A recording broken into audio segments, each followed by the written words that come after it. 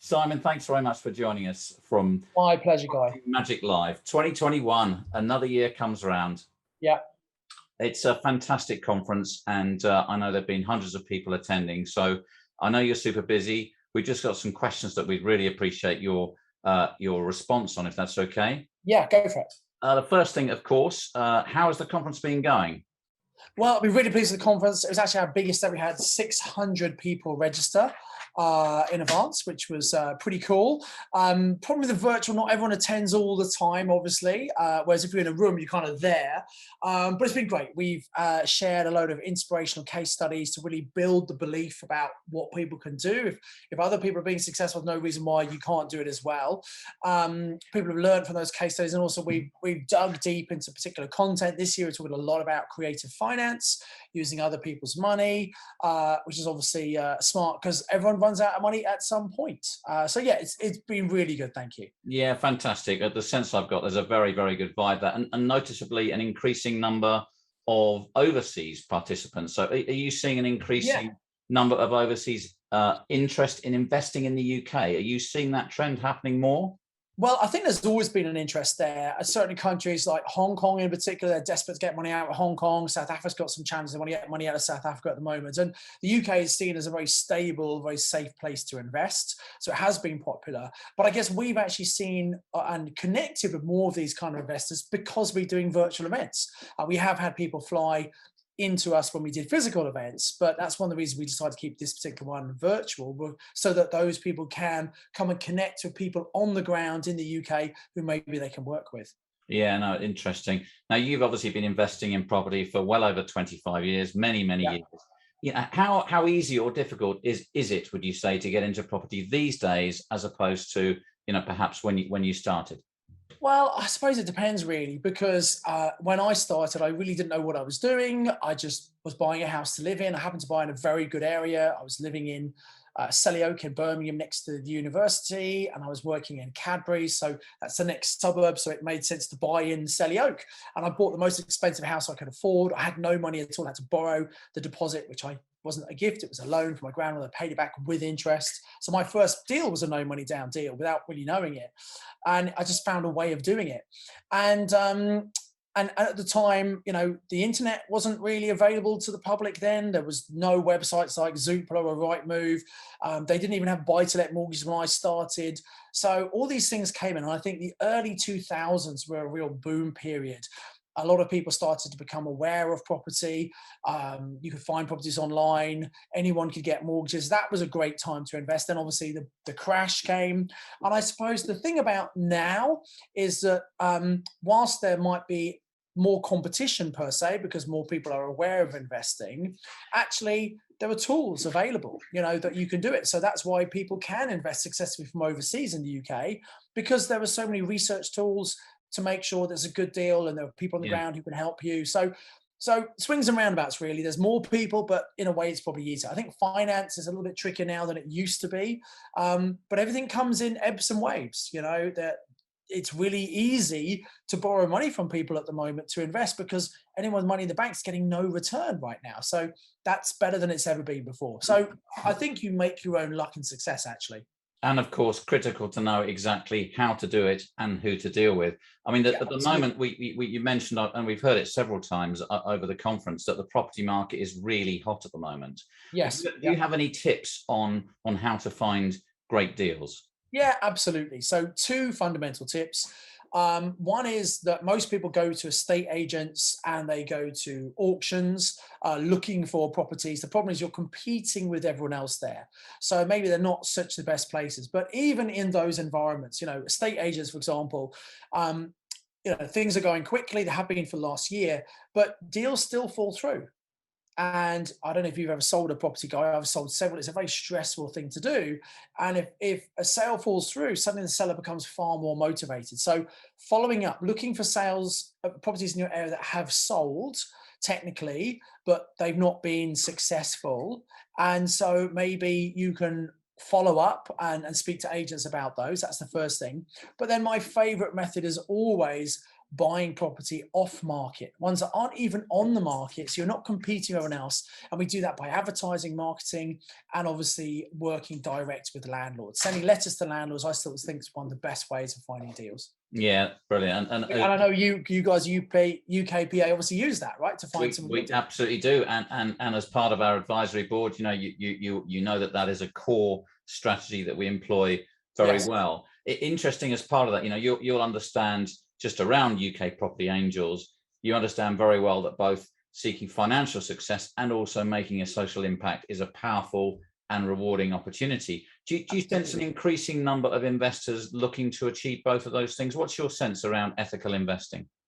Well, there's two sides to ethical investing. First of all, there's when we're buying a property, we want to make sure we're ethical. Sometimes when people hear about buying below market value, they think we're looking for people, trying to exploit people who've got problems. And I'm sure there are some people out there who unfortunately do that. However, my philosophy, which you know because you've been on Mastermind, is that we say, look, we want to look for the ethical win. So we're definitely looking for people who've got problems, people who are motivated, not to take advantage, but to use our specialist knowledge to find a way of hopefully solving their problem, giving them what they want, and then actually they're more far inclined to give us what we want as well. So that's the ethical purchasing side is really important. That's a fundamental thing that we teach, as you know, Guy. But then the other thing is, well, actually, I think sometimes landlords sometimes get a bit of a hard rap because people think, oh, landlords making all this money exploiting people, etc. And again, there are some people who definitely do that. They charge a lot of rent, they don't have great conditions. But again, something we teach is to have really good quality accommodation at an affordable rate, and you should always be filling that property, as long as you've done your research.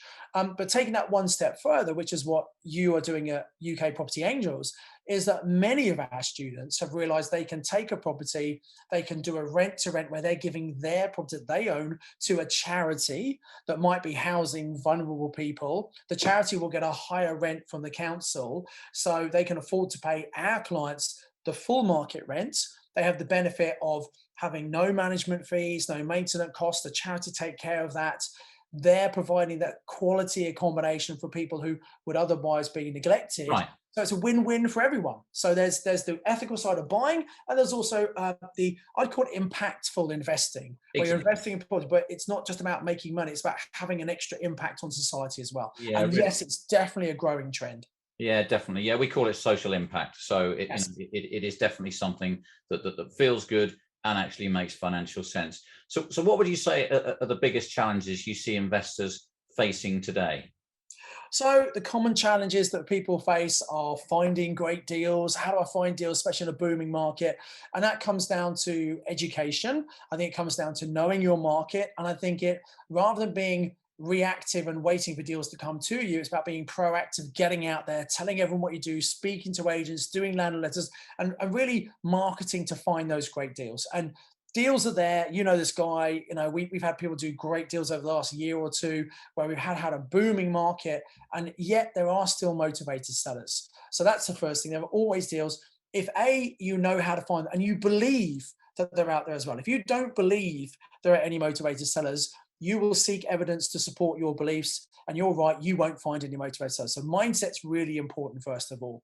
Yeah. Then there's and how do I finance my deals? And again, it links back to finding good deals. If you know how to find really good deals that have some good profit in them, well, there's not only enough profit for you, there's enough profit for someone else. So you can pay someone else, whether it's a private loan or a joint venture, or even vendor finance, where the seller actually helps fund the deposit for you, and that has to be done in the correct way. Most people don't know how to do it, and you can't do it with a traditional mortgage company. So again, it's education to learn how to do these things properly will give you a competitive advantage. And because interest rates are so low right now, there are lots of people who have money in the bank, and as long as you have a trusting relationship with those people, you develop that over time, it's very possible to fund great deals. So the two perceived problems, and they are genuine problems, actually, in reality, if you know what you're doing, they're not really problems.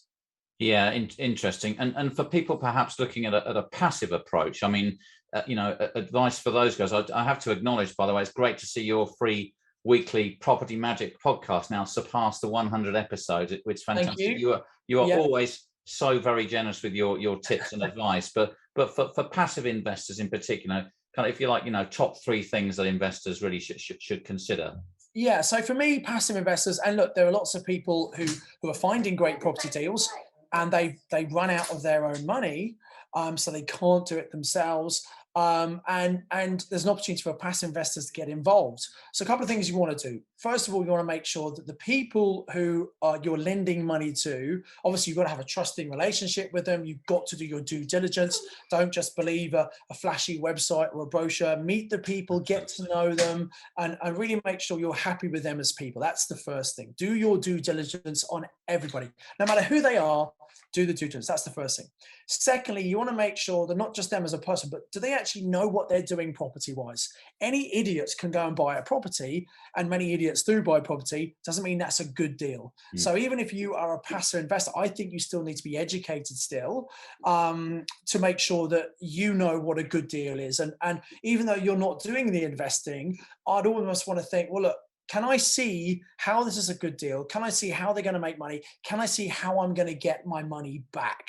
Because return on investment, the interest you get is very important, but not as important as return of investment if you're lending your money to someone. Absolutely. So get to know the person, still do your due diligence, still make sure they know what they're doing.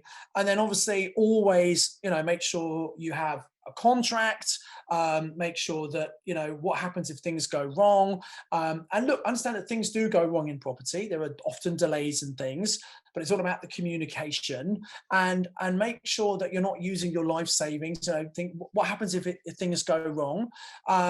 And just be careful about it. Sometimes people are attracted to very high interest rates. Well, guess what? High interest rates often suggest a bit more risk.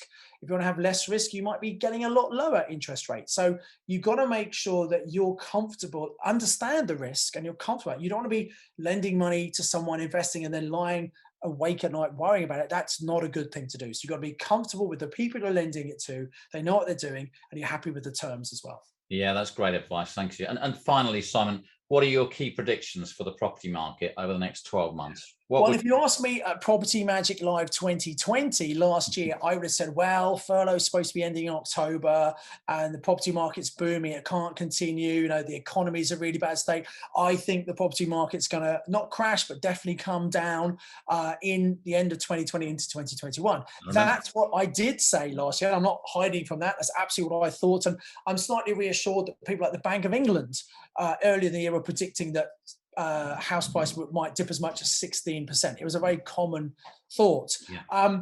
But so everybody's surprised. I was wrong, and everyone's surprised the market absolutely boomed. And it was for several reasons. They extended furlough. You had a lot of people who had cash and they had uncertainty. They wanted to put it into solid assets like property. We had the stamp duty holiday extension. So all of these things stimulated demand, and the market was booming. Now, what normally happens after any boom is we normally have a bit of a retraction, a correction. I don't think we're going to have a crash. I think things will slow a little bit. But the other thing we have to be very careful of, guys, when we look at the average market, we need to understand it is just that. It is an average. In some areas, you're going to have really good growth still. Some areas will just stall, and some areas will come down.